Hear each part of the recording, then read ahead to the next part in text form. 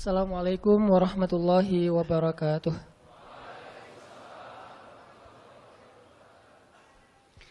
Alhamdulillahirabbil alamin. Alhamdulillahilladzi arsala rasulahu bil huda wa dinil haq liyudhhirahu 'alad dini kullihi wa kafaa billahi syahida. Asyhadu an la ilaha illallah wahdahu la syarikalah wa asyhadu anna Muhammadan abduhu wa rasuluh la nabiyya ba'dah. Allahumma salli wa sallim wa barik ala sayyidina wa habibina wa maulana Muhammadin wa ala alihi wa sahbihi ajma'in. Teman-teman yang dirahmati Allah Subhanahu wa taala, barakallahu fikum, jazakumullahu khairan jaza. Makasih banyak untuk keistiqomahan teman-teman hadir. Dan kita emang harus banyak bersyukur.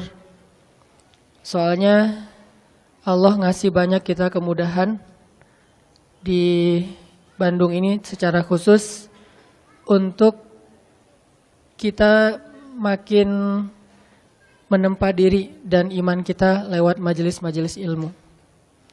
Itu dimudahin banget sama Allah. Ketimbang kalau kita bandingkan dengan teman-teman kita di kota-kota lain, terutama di pelosok. Kemarin saya baru pulang dari Papua, daerah Sorong. Di sana tuh kedatangan saya disambut kayak penyambutan menteri. Jadi pakai acara seremoni ala Papua gitu. Ada apa? Kayak mukul-mukul rebana, tapi dengan genre metal. Kenapa bisa gitu-gitu banget? Karena memang jarang banget di tempat mereka itu ada taklim, terutama dengan konteks anak muda, itu jarang banget. Sehingga sekali-kalinya ada, mereka tuh benar-benar happy, euforia banget. Semuanya saling mention, kakak hadir tah gitu ya, pada datang. Kakak jangan lupa ya hadir, kalau tidak hadir tidak masalah.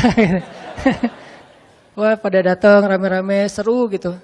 Sedangkan kita di Bandung, hampir tiap masjid-masjid besar ada taklim. Rata-rata ustadz-ustadz, ulama-ulama yang berdakwah sekarang itu dari Bandung. Sehingga kita bisa dengan mudah mencari ilmu, belajar, duduk dalam majelis-majelis para ustadz, para ulama, dan ini harus kita syukurin. Supaya Allah Subhanahu wa taala menjaga kebaikan ini di kota Bandung yang kita cintai.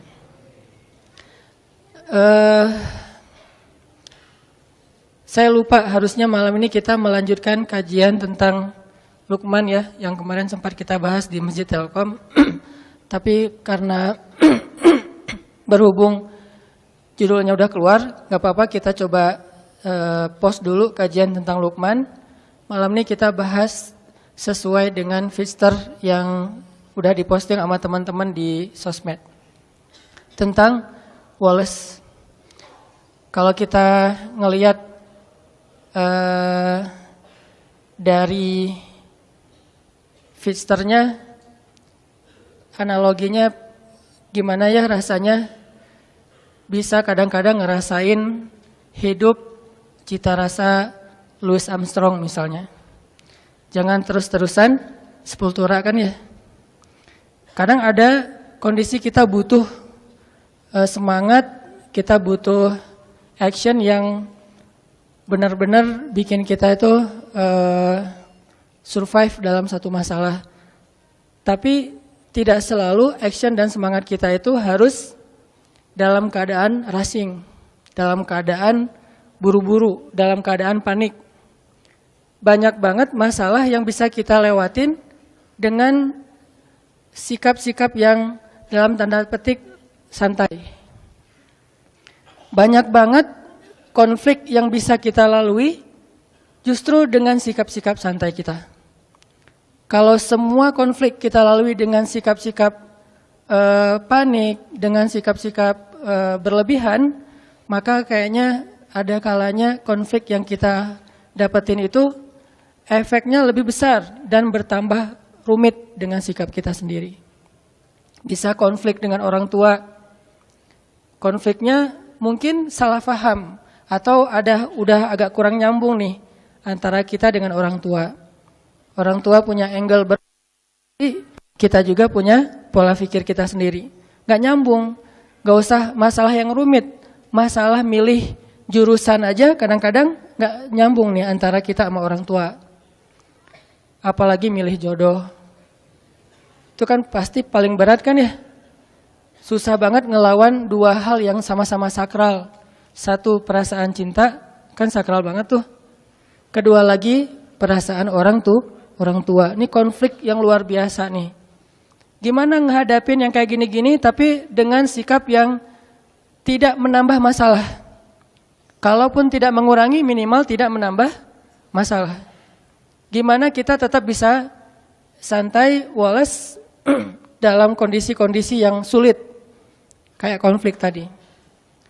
Atau juga mungkin bagi yang udah nikah, walaupun di sini sedikit kayaknya. Konflik sama pasangan. Memangnya selalu konflik itu bisa kita lalui ketika saling bersitegang. Memangnya konflik itu selalu bisa kita lalui dengan berdebat. Walaupun ada kalanya debat itu bisa memperbaiki keadaan, memperjelas situasi. Atau minimal klarifikasi terhadap hal-hal yang mungkin tidak diketahui. Tapi lebih banyaknya justru masalah-masalah pribadi dilalui itu bukan dengan berdebat, justru dengan diam. Bukan dengan berdebat, justru dengan mendoakan di dalam doa masing-masing. Bukan dengan debat, justru dengan muhasabah diri, dengan menenangkan diri.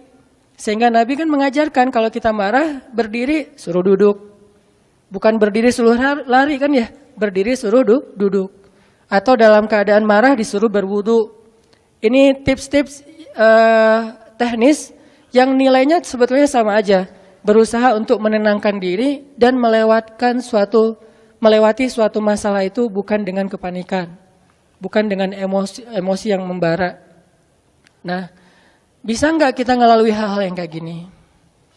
Atau dengan teman yang sama-sama sedang bersaing ngecengin seseorang yang sangat istimewa. Bisa nggak fair play lah ya? Gimana caranya? Apalagi beda sekolah. Bisa nggak dengan sikap woles kita menghindari tawuran? Dengan sikap woles kita nggak ada lagi perang antar kampus atau antar sekolah. Ini semuanya diajarkan oleh Al-Quran, walaupun dengan contoh kasus yang berbeda-beda. Bahkan yang diangkat oleh Al-Quran, kasusnya lebih berat loh dari konflik atau masalah yang kita hadapi. Termasuk yang dicontohkan Nabi di dalam keluarga beliau. Saya sering banget ngisahin kisah keluarga Nabi di mana sikap woles Nabi itu justru nyelesain masalah sama istrinya. Kadang kita berpikir ketika ada konflik antara kita dengan seseorang, sikap tegas kita, sikap keras kita, sikap belak-belakan kita itu bisa mengklirkan masalah. Tapi seringkali ternyata justru memperunyam masalah. Gimana harusnya? Masa saya diam aja? Kadang diam itulah penyelesaiannya. Kadang ya, nggak selalu. Tapi kita kadang malas menggunakan kartu ini nih. Kartu diam, kartu muhasabah diri, dan kartu doa. Begitu ada masalah sama seseorang, kita diam, kita wudhu, terus kita sholat, habis sholat kita doain dia. Sebutin namanya. Nanti coba rasain bedanya suasana hati kita tentang dia sebelum dan sesudah doa. Before dan after.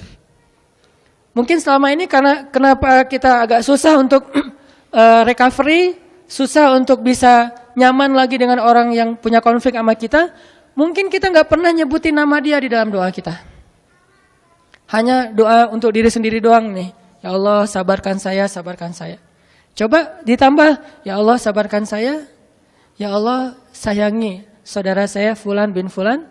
Mungkin dia nggak sengaja, maafin dia. Kalau dia benar, maafin saya. Sebutin namanya, lalu coba rasain bedanya perasaan kita tentang dia before dan after kita berdoa dengan nama itu. Kadang kartu ini bisa benar-benar menyelesaikan masalah kita secara amazing, secara ajaib yang kita nggak pernah mikir gitu bisa selesai.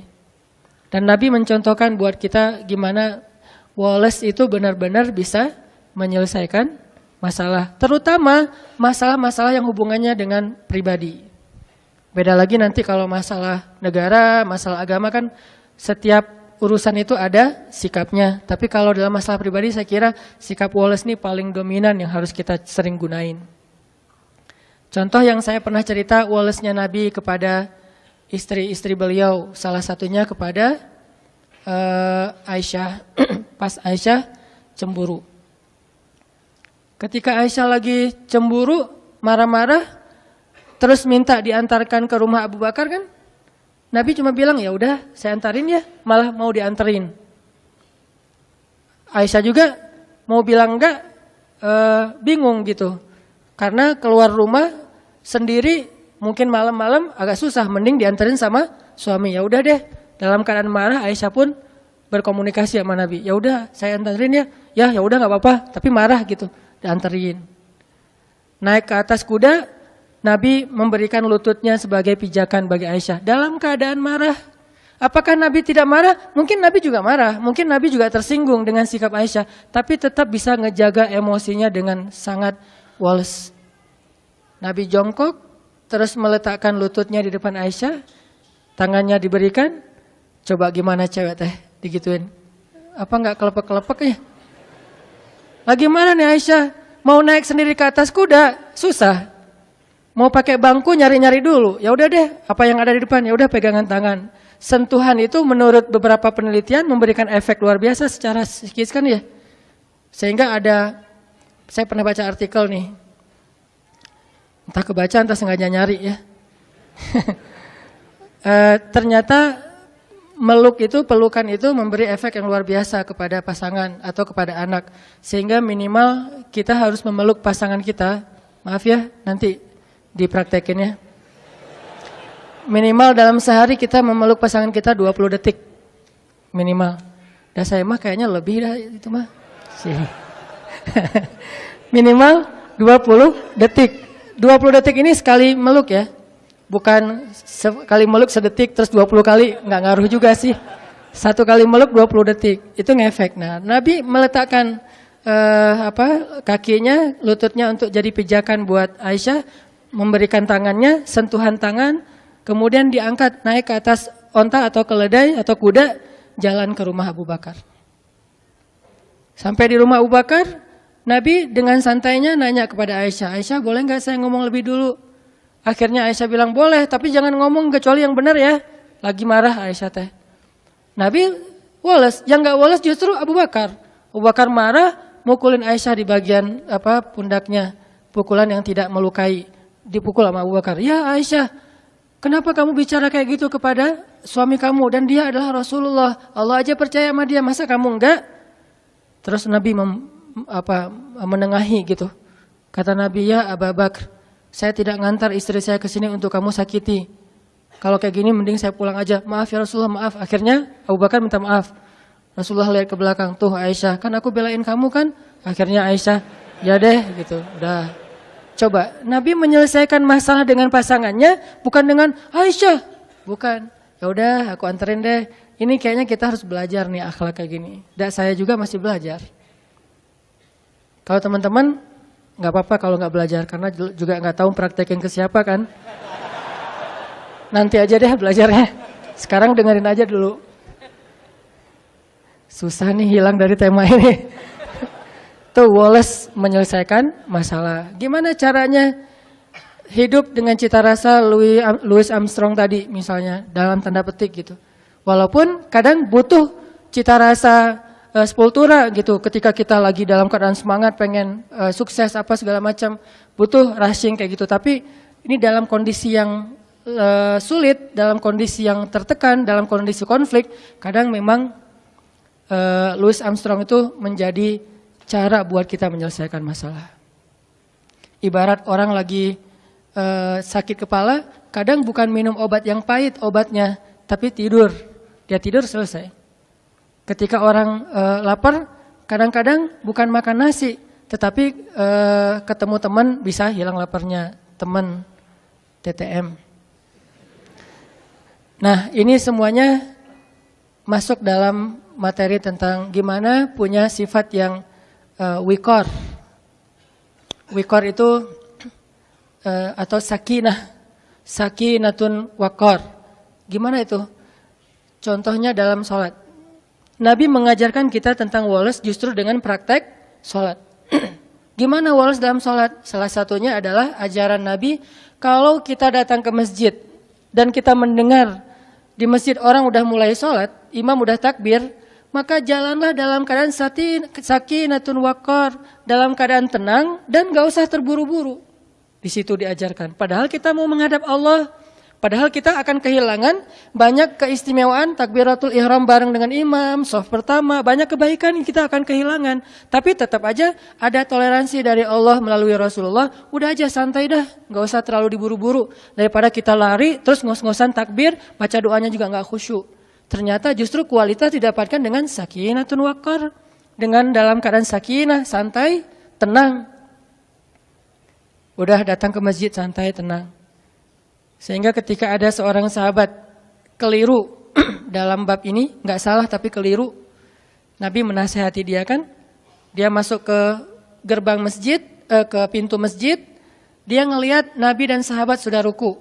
Akhirnya dia takbir di pintu masjid, dia ruku di pintu masjid, dia jalan sambil ruku ke arah shaf. Kan ada yang kayak gitu, Bakroh bin siapa gitu. Selesai sholat dia curhat, Rasul saya tadi sholatnya lucu loh, model baru gitu. Saya nyebutnya tutorial sholat ala Bakroh. Gimana tutorial sholat ala kamu? Saya sholatnya tadi rukunya di pintu masjid, terus sambil ruku, sambil jalan, karena takut ketinggalan rakaat pertama. Ini juga dalil bagi sebagian ulama bahwa ruku itu masuk dalam rakaat pertama. Tapi sebagian yang lain berpendapat berbeda. Masing-masing punya mazhab lah, kita respect dengan semua mazhab. Nah, Nabi ngasih tahu, ya udah besok-besok jangan gitu lagi ya. Coba. Nabi juga ngasih taunya woles. Woles tapi nyelesain masalah, bukan woles diam pasif ya. Woles tapi nyelesain masalah, nggak marah-marah. Apaan kamu nih sholat kok dibuat-buat, kan saya nggak pernah ngajarin, dasar bid'ah. Nggak pernah Nabi ngomong kayak gitu. Santai aja ngomongnya tuh. Nggak usah tarik deh gitu ya. Biasa aja, nggak usah nyolot kalau bahasa anak ini mah. Ternyata Nabi juga nggak nyolot dalam masalah-masalah sepele kayak gini. Nabi cuma bilang, ya udah besok-besok jangan diulang ya. Kalimat inilah yang membuat para sahabat, para ulama beda pendapat. Ada yang bilang, oh berarti itu nggak boleh. Jadi harus ditambah 1 rakaat, nggak boleh kayak gitu.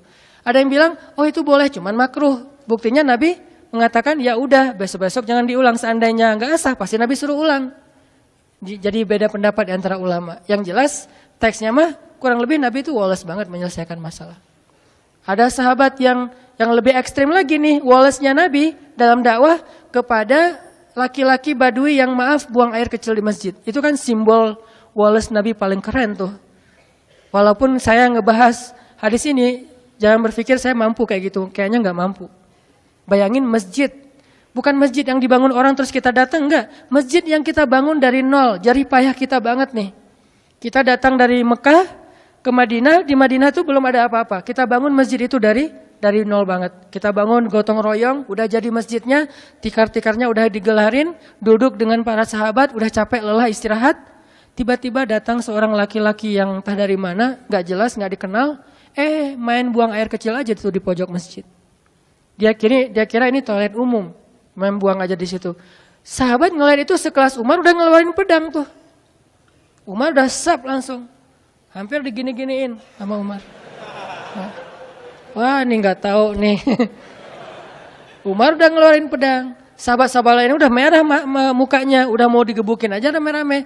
Nabi yang paling mencintai masjid di antara semua umat Islam. Jadi jangan bilang misalnya, Nabi bisa kayak gitu berarti biasa-biasa aja perasaannya dengan masjid. Enggak, Nabi itu paling cinta rumah Allah. Buktinya beliau paling lama kalau itikaf. Mana pernah kita itikaf Ramadan 30 hari atau 29 hari. Nabi pernah banget Ramadan itikafnya full. Nggak usah ada masjid. Belum ada masjid aja Nabi itikaf di Gua Hiro sebelum jadi Nabi. Jadi Nabi itu cinta banget dengan rumah ibadah. Cinta banget dengan rumah Allah. Sehingga ketika ada yang menistakan rumah Allah itu pasti paling marah duluan Nabi teh. Karena hati beliau paling bersih. Kenapa Nabi bisa woles? Karena itulah yang diajarkan Allah. Akhirnya Nabi bilang, udah woles saja sahabat-sahabat, santai-santai. Tunggu sampai dia selesai. Jangan ganggu dia. Karena kalau kita ganggu dia nanti jadi penyakit. Bayangin baru setengah diganggu kan jadi penyakit ya.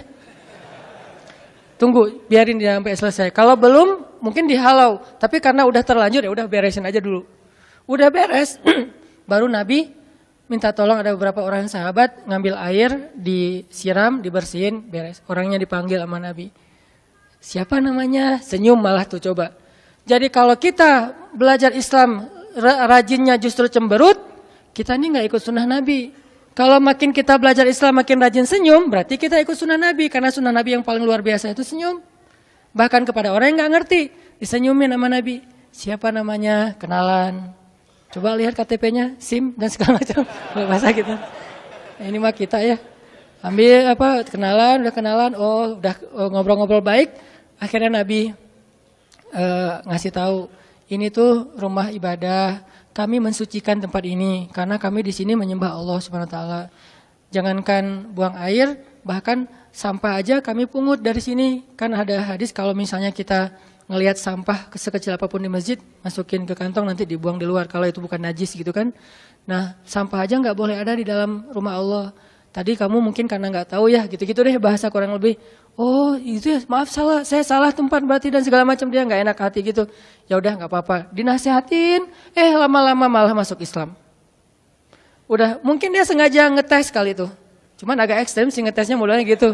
Pengen hijrah, maaf, buang air kecil di masjid dulu. Kalau masjidnya woles, dia hijrah. Kalau masjidnya nggak woles, dia nggak jadi hijrah tuh. Akhirnya dia masuk Islam, udah gitu dia doa, ya Allah rahmatilah saya dan rahmatilah Muhammad, yang lain jangan. Doanya gitu-gitu amat. Saya dan Muhammad doang, yang lain jangan. Sebel dia sama yang lain. Yang lain makin, apaan sih doa juga.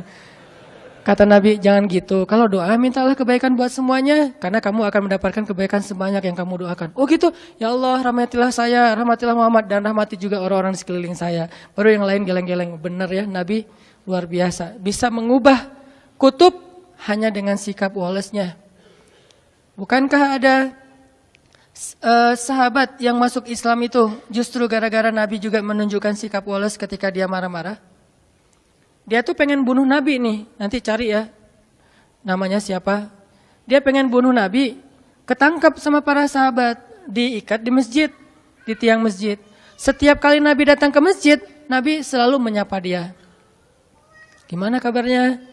Tahu, kata dia. Oh ya udah, masuk. Besok datang lagi. Nabi ini kayak udah tahu orang diikat, tanya kabar gitu ya. Gimana kabarnya hari ini, udah makan belum? Tahu orang lagi diikat gini, nanya kabar, marah. Nabi bawa makanan, nih ada korma, tapi nggak diracun, korma aja. Korma air, Nabi ngasih dia air, tapi diikat tetap diikat. Kenapa kok bisa gitu? Karena hak agama, tetap hak agama nggak boleh kita curangin. Kalau kita mencurangi hukum Allah, berarti kita zalimnya ke Allah. Karena kita terlalu ngeringanin, terlalu nggak tegaan, akhirnya kita mencurangi hukum Allah. Tapi jangan sampai kita menjalankan hukum Allah sambil mencurangi hamba Allah. Inilah indahnya Islam, pertengahan banget nih. Tegas, tapi nggak zalim. Ada orang yang tegas, keras, zalim. Ada yang terlalu lemah, akhirnya jadi kezaliman merajalela. Nah, Nabi tetap mengikat dia di tiang masjid, tapi dikasih makan. Dan makan itu, makanan yang Nabi makan, bukan sisa. Dikasih minum, disapa, diperhatikan kalau lagi malam pakaiin selimut biar nggak kedinginan, tapi tetap diikat di masjid. Dia bisa tidur sambil duduk di tiang masjid. Lama-lama setelah Nabi berkali-kali menunjukkan sikap woles yang luar biasa, akhirnya dia membalas sapaan Nabi. Nabi japri dia udah bukan dirit lagi sekarang, dibalas. Mulai typing dia teh. Tadi dirit juga enggak, diblok malah. Tapi Nabi ngirim aja terus. Nah, kita kadang-kadang ngedakwahin teman kita dengan perasaan bukan kita udah lebih baik dari dia ya. Gak boleh sama sekali kita berpikir kayak gitu. Karena kita sadar kadang kalau dia nanti udah dapat hidayah Allah, bisa jadi dia akan nyalip kita di tengah jalan, lebih soleh dari kita. Lagi pula kan kita gak tahu akhir hidup kita itu akan baik atau buruk. Nauzubillah, mudah-mudahan kita tetap dapat husnul khatimah. Bisa aja dia yang kita lihat kayak sekarang biasa-biasa aja, ntar akhir hayatnya malah dapat hidayah dan masuk surga. Banyak banget kisah-kisah kayak gitu. Kita ngedakwahin teman kita karena kita sayang sama dia. Kayak dulu kita ngajak dia malam keluar, malam nongkrong karena kita dekat sama dia soulmate kita banget, teman kita, sobat kita banget. Sekarang kita juga ngajak dia untuk belajar Islam bareng, ngajak sholat bareng karena dia teman kita. Sebagaimana dulu kita ngajak dia kepada hal yang kita senangi, sekarang juga kita mengajak dia kepada hal yang kita senangi dan insya Allah baik. Bukan karena merasa lebih baik. Kalau disikapin kayak tadi tuh, nah di situ belajar nih. Saya juga masih belajar banget gimana bisa woles. Nggak gampang emang, karena ini urusannya emosi kan, perasaan. Kalau urusannya logika doang sih bisa, tapi kalau udah perasaan kadang-kadang subjektif, egois sih kadang-kadang kita mah. Nabi bisa menekan perasaan itu. Sehingga Nabi menunjukkan sikap paling baik, akhirnya orangnya membalas ketika Nabi bilang, gimana kabarnya hari ini? Baik Muhammad, udah lembut ucapannya. Udah pakai emotikon senyum. Oh udah beda nih, tadi kan gak ada gitu-gituan. Setelah dia udah mulai baik ucapannya, Nabi bilang ke sahabat, lepaskan ikatan dia, dilepasin. Udah dilepaskan, Nabi ngobrol sama dia, akhirnya dia bilang dia ingin kembali kepada kaumnya. Ingin mengambil tebusan. Dan hebatnya Nabi, percaya lagi sama dia tuh. Nabi memberikan kepercayaan itu sebagai bentuk menunjukkan sikap Nabi yang luar biasa. Orang yang pengen bunuh Nabi malah ketika berjanji akan mengambil tebusan terhadap dirinya. Karena kan suasana perang berarti harus menebus ya. Nabi percaya, udah pulang aja. Kalau kamu menebus, datanglah kembali. Cuman sebelum dia pulang, Nabi nyuruh dia mandi. Nah ini ada pelajaran juga. Ternyata mandi itu bukan soal ketika kita mau malam mingguan doang. Mau ke masjid juga kita sebaiknya mandi walaupun bukan hari Jumat. Dan ini bukan hal wajib sih. Kenapa? Ternyata mandi itu memberi efek dapat hidayah. Dia mandi seperti orang mandi junub, mandi besar. Setelah selesai mandi tiba-tiba dia dapat hidayah. Baru dia syahadah, dia masuk Islam, dia pulang ke kaumnya, dia dakwahin kaumnya. Lewat mandi Allah memberikan. Kenapa dia bisa dapat hidayah setelah mandi? Sempurna hidayahnya. Kalau sebelum mandi dia dapat respect dulu kepada Islam, interest dulu kepada Islam. Tapi puncaknya setelah mandi. Kenapa? Allah suka kepada orang yang bersih. Akhirnya dia dapat hidayah dan seterusnya. Ini sikap-sikap Nabi yang luar biasa, woles terhadap orang lain. Sikap sahabat juga banyak, terutama dalam kondisi-kondisi yang sulit dalam peperangan. Walaupun memang sebagian besar kisah di Al-Quran itu peperangan. Bukan berarti kita disuruh perang, bukan. Karena kondisi paling sulit itu kan dalam kondisi peperangan kan. Kayak sekarang di Palestina, di Suriah, lapar-laparnya orang Indonesia pasti beda lah dengan di Rohingya. Selapar-laparnya orang Indonesia beda dengan Suriah dan Palestina, pasti beda banget tuh. Lapar di sini kita masih bisa nyari, kita masih punya keluarga, punya teman, masih ada. Paling lapar kita di sini tuh dan nggak separah udah lapar, ketakutan, terancam, nggak punya tempat tinggal kan itu parah banget tuh. Jadi benar-benar baksa, dorro, zulzilu, 3 sekaligus. Kalau kita paling-paling baksa doang lapar. Kalau mereka baksa, dorro, hilang semua harta bendanya termasuk rumah. Zulzilu, diancam, terombang-ambing perasaannya. Nih gimana, mau kemana? Ke Bangladesh diusir, ke India bentar lagi 4.000 orang mau diusir dari India. Kemanapun gak ada, di laut. Banyak yang karena udah overload gitu, banyak yang akhirnya tenggelam kapalnya, perahunya, mereka meninggal di lautan. Seolah-olah tidak ada satupun daratan yang halal untuk mereka.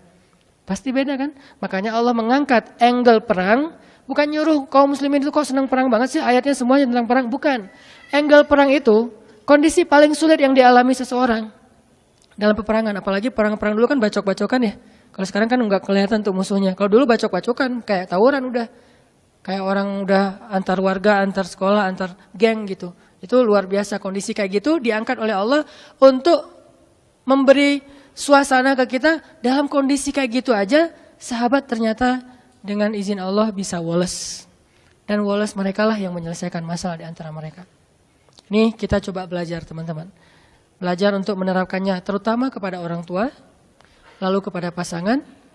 Kepada pasangan ini terutama istri ke suami, baru suami kepada istri. Karena setelah orang tua, suami itu posisinya sakral bagi istri. Sakral banget setelah orang tua ya. Artinya setelah dia menikah, maka posisi ayah ibunya itu digantikan oleh suami. Sampai Nabi bilang kalau seandainya seorang perempuan boleh disuruh bersujud, maka Nabi akan nyuruh dia bersujud kepada suami. Tapi kan nggak boleh sujud kepada makhluk. Nah, kepada pasangan, bahkan kepada anak, terus juga kepada tetangga. Nah ini juga susah nih, hese nih kalau ke tetangga nih. Ada tetangga yang suka iseng, yang sering usil, gimana cara kita woles? Kadang-kadang kita sekedar nggak dibales sapaan kita aja udah nggak bisa woles. Punten, orangnya nggak bilang mangga, udah. Atau kita lagi duduk, orang lewat nggak ngepuntenin, itu juga kadang-kadang kita emosional kan? Kita duduk nih, orang lewat, nggak ada punten-puntennya, jalan aja, wah bisa emosi. Kenapa sih kita terlalu mudah disulut emosinya? Dan ini akan membuat bukan hanya kita pribadi, bangsa kita itu susah banget untuk bisa damai karena masalah kecil aja kita tersulut. Hanya masalah di jalan, hanya masalah dengan teman, hanya dengan masalah dengan mantan, tersulut. Tapi emang susah sih kalau mantan, apalagi mantan yang tidak punya hati ya. Nah, kita sekarang coba baca nih ayat tentang woles di dalam Al-Quran ya. Coba teman-teman buka surat 33 Al-Ahzab ayat 22. Surat 33 Al-Ahzab ayat 22.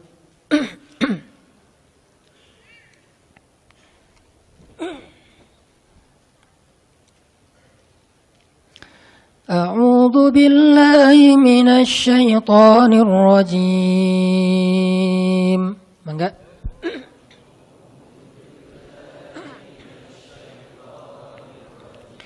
Bismillahirrahmanirrahim.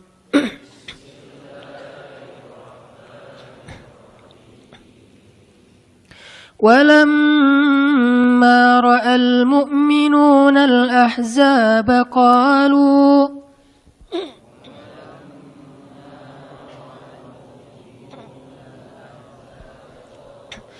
قالوا هذا ما وعدنا الله ورسوله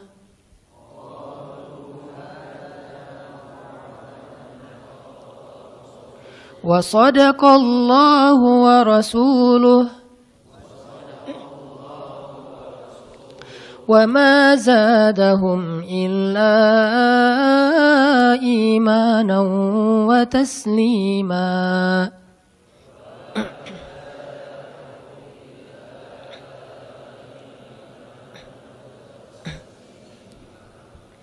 Dan ketika orang-orang beriman melihat pasukan-pasukan Ahzab, pasukan Ahzab itu pasukan yang berkoalisi banyak gitu ya, kumpulan kabilah gitu. Mereka berkata, inilah apa yang pernah dijanjikan Allah dan Rasulnya, dan benarlah Allah dan Rasulnya. Sehingga tidaklah hal itu menambah bagi mereka kecuali iman dan kepasrahan. Ini kondisi sahabat ketika dalam keadaan tertekan. Kayak gimana kondisinya, ceritanya? Ceritanya sahabat waktu itu lagi mengalami musim kemarau. Musim banyak panen yang gagal. Dagangan gak laku. Sehingga sahabat-sahabat yang kaya juga miskin. Apalagi yang miskin. Untuk makan itu susah banget. Dan di zaman itu memang benar-benar kalau dibilang susah, benar-benar susah. Gimana gambaran susahnya?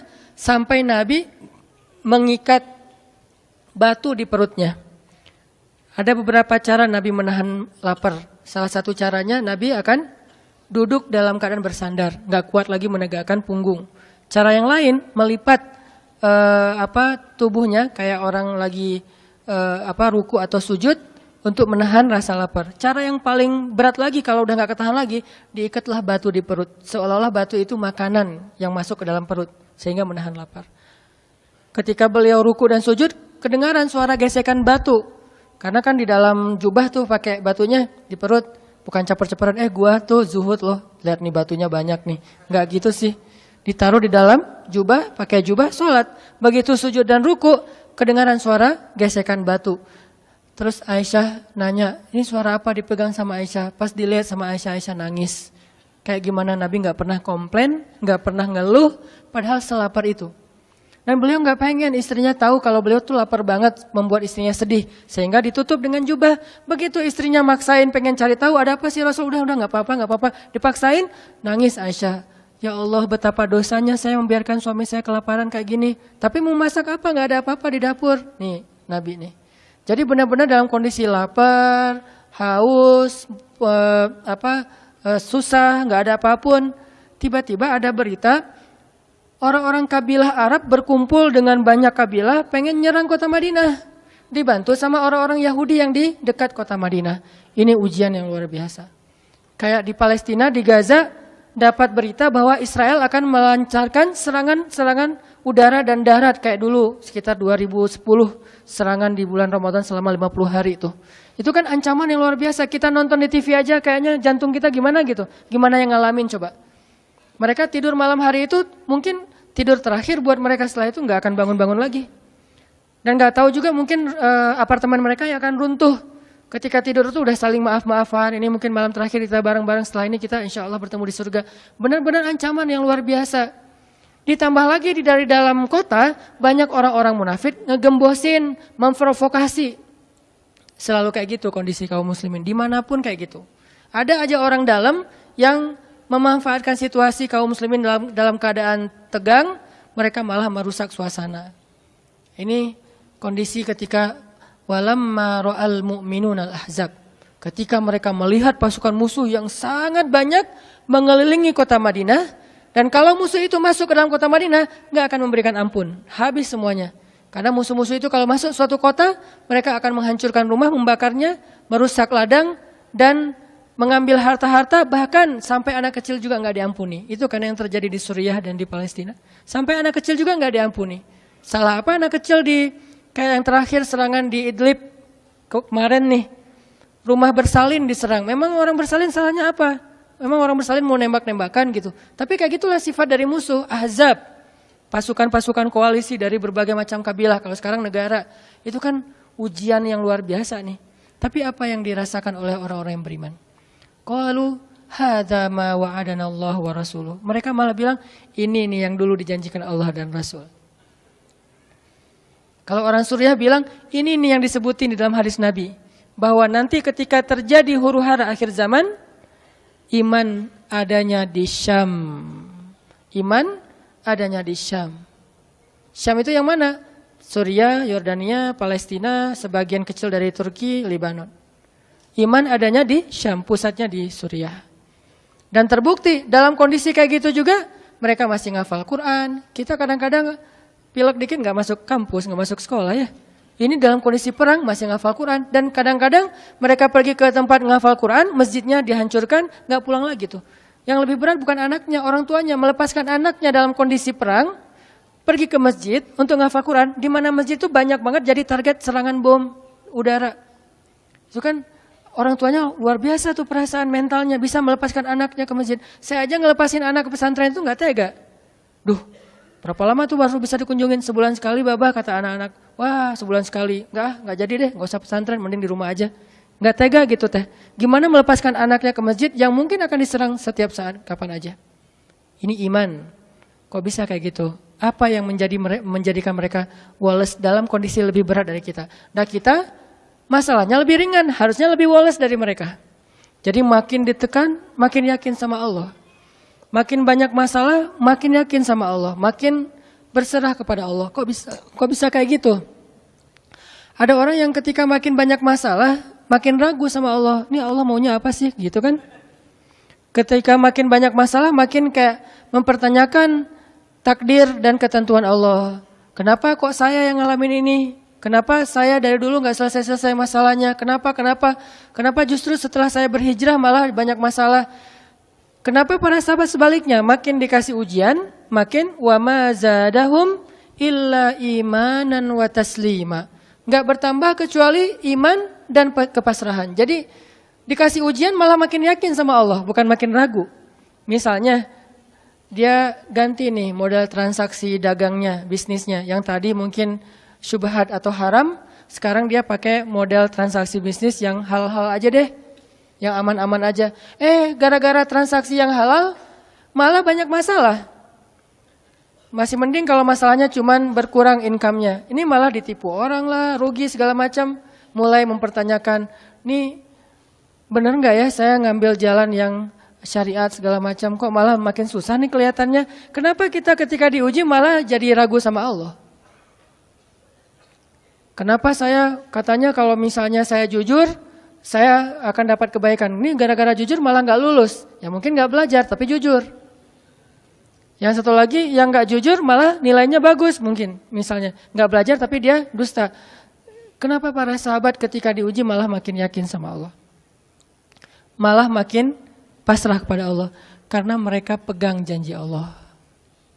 Itu salah satu tipsnya. Kalau kita pengen tetap woles pas menghadapi kesulitan, pegang janji Allah. Makin kita kuat pegang janji Allah, diuji, kita makin pasrah sama Allah. Ya Allah, saya akan yakin sama Engkau memegang janjimu. Ketika diuji, saya berharapnya balasan dari Allah, pertolongan dari Allah. Kayak yang pernah saya sampaikan dulu, kalau kita dapat musibah, yakinlah kepada janji Allah. Siapa yang membaca doa yang diajarkan Nabi, nanti Allah akan ngasih ganti yang lebih baik gitu kan ya. Allahumma ajurni fi musibati wa khluf li khairam minha. Ya Allah, beri saya pahala dalam musibah ini, beri saya ganti yang lebih baik darinya. Kalau kita pegang banget dengan janji Allah lewat doa ini, kita ketika dapat musibah setidaknya nggak akan panik habis-habisan. Nggak akan putus asa dalam menunggu pertolongan Allah. Setidaknya kalau nggak bisa woles-woles amat, nggak bisa tenang-tenang amat, minimal nggak panik habis berlebihan. Kalau musibahnya musibah kematian, nggak bikin kita meratapi kematian. Kenapa? Kita pegang janji Allah SWT. Makanya kan ada cerita seorang ayah yang diberi musibah dengan wafat 2 orang anaknya. Anak laki-laki pertama meninggal. Dia bilang innalillahi wa inna ilaihi rajiun. Anak laki-laki kedua meninggal, dia bilang innalillahi wa inna ilaihi rajiun. Semua ini milik Allah. Allah yang memberi, Allah juga yang mengambil kembali. Suka-suka Allah, pasrah gitu. Nerima, ridho dalam bahasa agama. Bukan ikhlas ya. Kalau ikhlas itu dalam bab ibadah. Kalau dalam bab takdir namanya ridho. Raditu billahi robba. Saya ridho deh dengan ketentuan Allah, itu namanya ridho. Bukan yang ikhlas ya. Ikhlas apaan? Orang nggak lagi ibadah kan? Lagi ada musibah. Jadi bukan yang ikhlas ya, bukan. Tapi yang ridho ya. Kalau mau lebih tepat nih, tapi nggak apa-apa deh. Pakai bahasa kita aja. Tapi kalau mau lebih tepat maknanya yang ridho ya, sing ridho ya gitu. Bukan sing ikhlas. Karena ikhlas itu ibadah ritual. Nah, dia ridho tuh. Innalillahi wa inna ilaihi raji'un. Innalillahi wa inna ilaihi raji'un. Yang ketiga, meninggal juga. Dan dia mulai agak ragu nih. Kok gini-gini amat ya. Suatu malam dia bermimpi. 2 anaknya itu. Dalam mimpi itu ayah ini mau jatuh ke sebuah jurang yang di bawahnya api. Kayak api neraka gitu. Ditarik sama 2 anaknya. Cuman gak kuat. Kata mereka seandainya adik ada di sini pasti bisa narik nih. Bisa nyelamatin ayah. Kalau adik ada di situ, kenapa cuma 2 yang nolong? Karena 2 itu yang dia ridho, yang satu lagi nggak ridho. Akhirnya cuma 2 orang yang bisa nolong dia di akhirat. Bangun dari mimpi dia sadar, oh ternyata justru Allah pengen nolong dia di akhirat dengan musibah itu. Dan buat anaknya juga kebaikan nanti di akhirat masuk surga. Akhirnya dia bilang innalillahi wa inna ilaihi raji'un, astaghfirullahalazim. Hidup kadang kayak gitu. Ketika kita pegang janji Allah, ada sesuatu yang kita tunggu di dalam kesulitan hidup kita. Sehingga buat kita selalu punya harapan. Tapi kalau kita nggak pegang janji Allah, kita nggak nunggu apa-apa kecuali mengeluhkan keadaan kita. Dan itu bikin kita lemah. Ditolak yang pertama, innalillahi wa inna ilaihi raji'un. Ya Allah beri saya yang lebih baik darinya. Nemu nih, ditolak lagi. Lebih cantik tapi nolak juga, kan lebih sakit ya. Lebih cantik, ditolak lebih sakit. Ya Allah beri yang lebih baik lagi. Makin lama makin di puncaknya rasa sakit yang udah gak tahan, diterima. Nih happy ending nih. Ada gak ya yang kayak gitu ya? Kalau jarang ada, berarti belum mempraktekkan jurus ini nih. Kalau pengen kayak gitu, coba tes deh. Cuman kalau ngetes Allah tahu sih ya. Coba deh praktekin, bukan ngetes, praktekin. Nanti pasti kita akan ngelihat hasil yang luar biasa. Jadi pegang janji Allah. Saya kalau nggak selalu sih, kadang-kadang nih, terutama hal-hal yang masih mampu. Ada musibah kecil, langsung berpegangan pada janji Allah. Nah, ntar Allah ganti yang lebih baik. Tapi itu harus dengan bahasa hati ya, bukan dengan lisan doang nih. Wa khluf li khairam minha. Hati nggak percaya. Allah kan bermuamalah berakad dengan kita lewat hati itu teman-teman. Allah nggak berakad dengan kita lewat lisan doang. Makanya niat itu kan sesuatu yang terbersih di dalam hati. Walaupun dalam prakteknya ada mazhab yang mengucapkan, ada mazhab yang tidak mengucapkan. Yang jelas secara definisinya terbersih di dalam hati. Innamal a'malu binniyat. Terus Nabi menunjukkan dalam riwayat yang lain, Nabi menunjukkan ke dadanya atau hatinya. Artinya Allah berakad dengan kita itu dengan hati. Jadi kita kalau mau ditolong Allah, katakan kalimat itu dengan benar-benar yakin di hati kita. Wa khluf li khairam minha. Emang yakin saya Allah bisa ganti nih. Yakin. Gimana caranya? Itu bukan bagian kita, itu bagian Allah. Bagian kita berharap, bagian Allah memberikan cara. Jangan sampai kita mengambil bagian Allah. Pasti kita akan kebingungan. Orang kita bukan Tuhan. Mengambil bagian Allah apa? Harus jelas caranya. Kalau nggak jelas nggak percaya. Terlalu logis. Akhirnya nggak lagi ada ruang untuk kita berharap kepada sesuatu. Jangan mengambil bagian Allah. Gimana caranya? Ya terserah Allah. Yang penting saya berharap Allah ganti yang lebih baik. Ikhtiar urusan kewajiban kita kepada Allah. Bukan cara itu teh. Kewajiban kita kepada Allah. Ikhtiar itu dalam agama kayak ibadah, sholat, puasa, zakat. Bukan jalan untuk menemukan suatu kebaikan. Karena Allah yang menentukan. Kadang-kadang kita ikhtiar ini jalannya dari yang lain. Kita ngejar, ternyata dapatnya justru yang kita sering pakai curhat. Kan beda-beda kan cara Allah ya. Kita ngejar, gak berhasil curhat lagi ke teman kita di sebelah. Ternyata dia, bukan dia yang jadi sama dia, kita jadi sama dia gitu maksudnya. Ini artinya emang Allah yang punya cara. Asbab, subul. Walladzina jahadu fina lanahdiyannahum subulana. Orang yang bersungguh-sungguh di jalan kami yang akan tunjukkan kepada cara-cara menuju kepada kebaikan. Subul, bukan cuma satu. Kalau satu sabil, ini berarti Allah yang punya cara. Ya Allah, beri saya ganti yang lebih baik. Saya yakin banget nih. Kata teman kita, caranya gimana? Kayaknya mustahil deh. Allah punya cara. Allah bisa mendatangkan sesuatu dengan cara-cara yang kita mengerti, ilmiah, logis. Bisa dengan cara yang kita nggak ngerti, nggak ilmiah, nggak logis. Bisa juga dengan sebalik dari apa yang kita ngerti. Kita ngertinya gini, Allah bikin yang sebaliknya. Allah punya banyak cara. Contoh, Allah mendatangkan kita, melahirkan manusia itu dari pasangan ayah dan ibu. Ilmiah, logis, bisa dijelaskan secara keilmuan. Tapi Allah juga bisa mendatangkan seorang anak tanpa ayah seperti Isa dari rahimnya Siti Maryam yang suci. Atau bisa juga mendatangkan seekor onta bukan dari induknya tapi keluar dari batu seperti ontanya Nabi Solih. Allah bisa mendatangkan segala sesuatu dari cara-cara yang yahtasib au la yahtasib.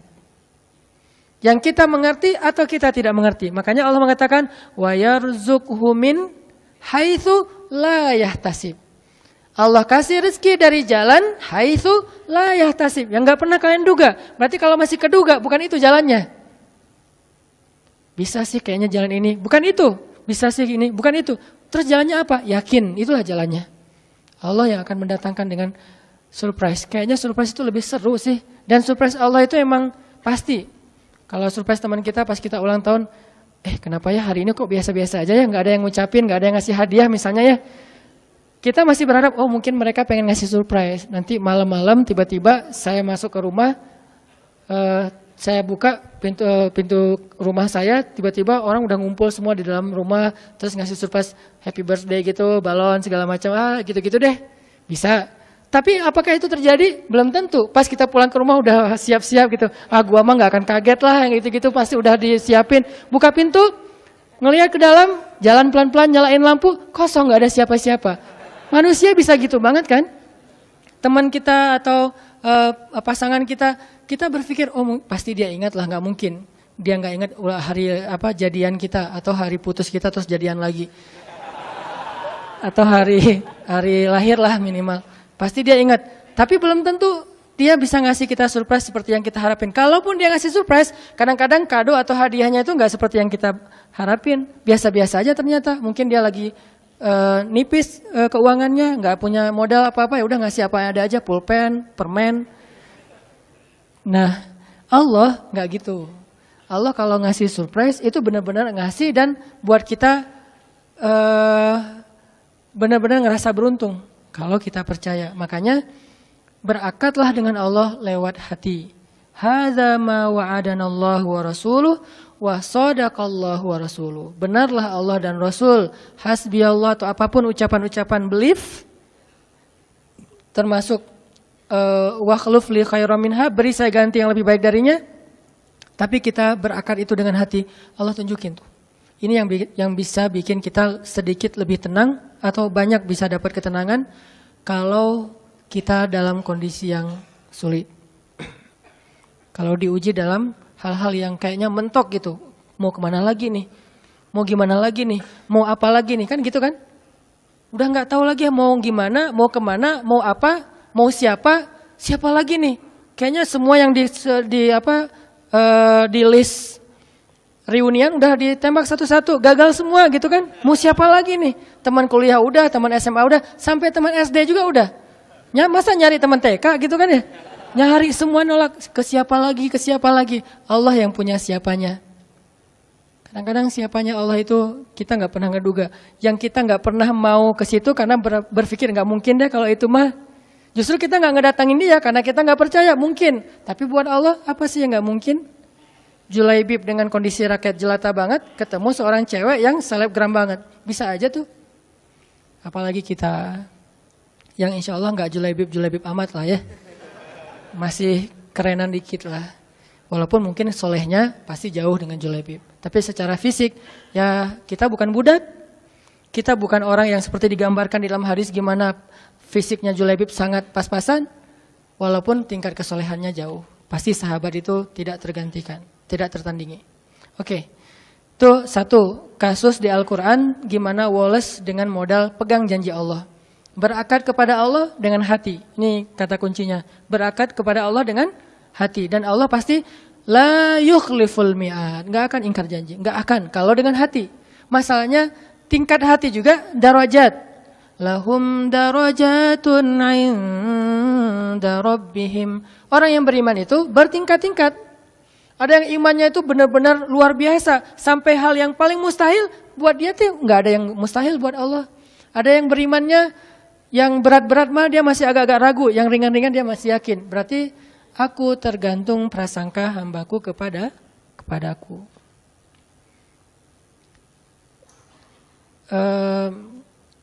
Ada tingkat keimanan kayak Ibrahim.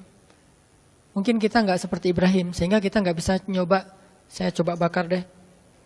Hasbiyallahu wa ni'mal wakil. Nyalain korek api, kebakar pasti itu mah. Karena kita belum seiman Ibrahim. Di sini kan keukurnya keimanan kita. Nggak usah dipancing-pancing lah, nyari aja sendiri. Dan Ibrahim juga nggak sekaligus sampai ke level itu teman-teman. Ibrahim sampai ke level itu butuh proses. Salah satu prosesnya direkam di surat Al-Baqarah. Wa idh qala Ibrahimu rabbi arini kaifa tuhyil mauta. Qala awalam tu'min qala bala walakin liyatma'inna qalbi. Ketika Ibrahim berkata, "Ya Allah, gimana cara engkau menghidupkan yang mati?" Kata Allah, "Emangnya kamu enggak percaya Ibrahim?" Kata Ibrahim, "Percaya Allah, bala, percaya, maaf. Cuman saya pengen lebih tenang." Berarti apa? Beriman sudah, cuman pengen naik level. Sampai bisa tumakninah, walas, tenang dalam kondisi seberat apapun. Ini tingkat imannya Ibrahim. Satu lagi kisah di Al-Quran tentang Wallace kayak gini. Coba buka Ali Imran ayat 173. Surat Ali Imran ayat 173.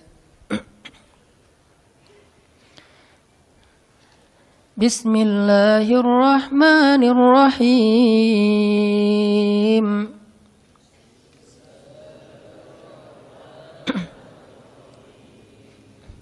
الذين قال لهم الناس إن الناس قد جمعوا لكم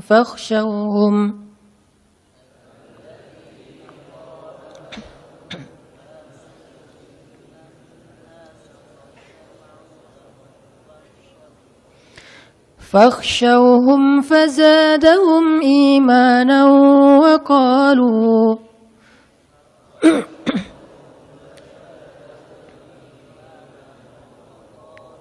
وقالوا حسبنا الله ونعم الوكيل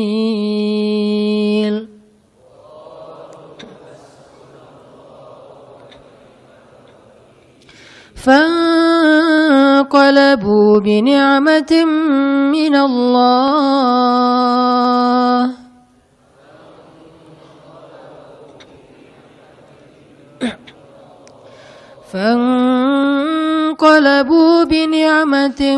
من الله وفضل لم يمسسهم سوء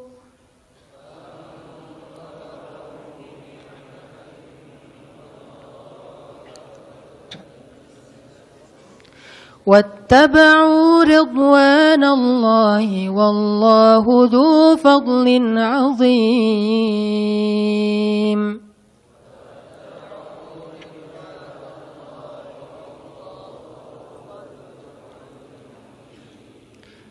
Orang-orang yang ketika dikatakan kepada mereka, sesungguhnya musuh-musuh telah berkumpul untuk menyerang kalian, maka takutlah kalian. Lalu bertambahlah bagi mereka keimanan, dan mereka berkata, cukuplah bagi kami Allah, dan Dia sebaik-baik penjaga. Maka mereka pun kembali dengan membawa nikmat dari Allah dan karunia-Nya. Tidak ditimpa suatu kesusahan pun. Mereka mengikuti ridho Allah, dan Allah yang memiliki segala karunia yang amat besar. Ini kasusnya perang juga, cuman beda. Kalau tadi itu perang Ahzab, kalau ini perang Uhud. Kita tahu musibah dalam perang Uhud. Dalam kondisi para sahabat habis terpukul dengan kejadian mereka dihabisin di padang Uhud, sampai Nabi tembus raham beliau, sampai ada beberapa sahabat senior dan tokoh banget meninggal syahid dalam perang Uhud. Banyak para sahabat itu yang kena anak panah belum dicabut, cuma dipatahin doang. Banyak yang kesayat-sayat sampai Ummu Umarah, seorang perempuan yang melindungi Nabi itu, ada 20 bekas sayatan pedang di tubuhnya. Jadi dibacok itu 20 bekas bacokan di tubuhnya. Semua sahabat itu luka parah. Semua luka parah. Ada yang matanya buta, ada yang lagi sakarat, lagi udah koma, udah parah banget. Dalam kondisi terluka-luka, berdarah-darah di sebuah daerah namanya Hamra'ul Asad. Nama daerahnya Hamra'ul Asad. Apa itu Hamra'ul Asad? Singa berdarah. Jadi nama daerahnya juga pas dengan kondisi itu. Kaum muslimin seperti singa yang habis diserang oleh hyena, dikeroyok, berdarah-darah, luka-luka, menganga gitu. Dalam keadaan lemah yang luar biasa, mereka berada di Hamra'ul Asad. Tiba-tiba Nabi mengatakan, wahai kaum muslimin, mari kita kejar musuh. Coba, Nabi itu baru selesai diperban, dalam keadaan luka parah, sahabat juga masih ada yang patah kakinya, patah tangannya, puntung tangannya, ada yang kena luka di perutnya, segala macam. Kata Nabi, mari kita kejar musuh. Jangan sampai membiarkan mereka ngerasa euforia udah dapat kemenangan. Sahabat dalam kondisi kayak gitu tuh gak beralasan, ya Rasul, lain kali aja deh, masih banyak hari-hari yang lain, kita pulihkan dulu. Enggak. Rasul juga sakit, kita mah kasihan sama Rasul sih sebetulnya. Enggak, modus ya. Nah, hashtag modus mah cuma ada di kita, di zaman mereka tuh gak ada modus-modusan. Karena modus pasti masuknya golongan munafikun di zaman itu. Kalau kita kan modus, memang kita juga suka ngemodus kan. Modus perhatian, modus bangunin tahajud, gitu-gitu kan. Kalau itu nggak ngomong, ya Rasul kita mah siap, cuman kasihan nih Rasulullah juga berdarah-darah, masa mau kita ntar daripada Rasulullah celaka atau terjadi apa-apa, udah deh Rasulullah kita istirahat dulu. Enggak, langsung berdiri semuanya. Nggak sanggup berdiri karena kakinya patah, dia duduk. Nggak sanggup berjalan, dia merangkak. Akhirnya pada jalan ngejar dalam kondisi luka-luka parah. Ini kayak singa mau balas musuhnya, lagi berdarah-darah. Hamra'ul Asad, singa berdarah merah, berdarah merah gitu. Akhirnya dalam kondisi sedang semangat-semangatnya, tiba-tiba orang munafik datang lagi nih. Selalu kayak gitu. Mereka selalu bikin masalah ketika kaum muslimin lagi ada masalah, dipersulit sama mereka. Kata mereka, innan nas qad jama'u lakum fakhshawhum. Musuh itu sekarang jama'u. Lebih kuat lagi, ditambah lagi pasukannya. Datang yang baru-baru lagi, lebih kuat daripada yang kemarin. Kemarin aja kalian udah hampir kalah, apalagi yang ini. Fakhshawhum, udah nggak usah cari masalah, pulang aja, kata orang munafik. Apa kata kaum muslimin? Hasbunallah wa ni'mal wakil. Cukup buat kami Allah. Kalau mereka punya banyak pasukan, kalau kami punya Allah. Mereka punya rencana jahat, kami punya yang maha merencanakan alam semesta. Mereka punya senjata canggih, kami punya doa. Hasbunallah wa ni'mal wakil. Cukup buat kami Allah sebaik-baik penjaga. Makin nambah yakinnya sama Allah. Ini luar biasa. Jalan lagi, makin gagah gitu jalannya. Ketika musuh melihat mereka dari kejauhan, makin gagah. Walaupun terluka-luka parah, tapi kayaknya ini motivasinya lebih kuat daripada yang pertama. Musuh gentar, akhirnya musuh lari. Bisa dibilang perang Uhud itu 2-1, menang, cuman kebobolan. Yang lain menangnya telak, kalau ini kebobolan tadi sedikit.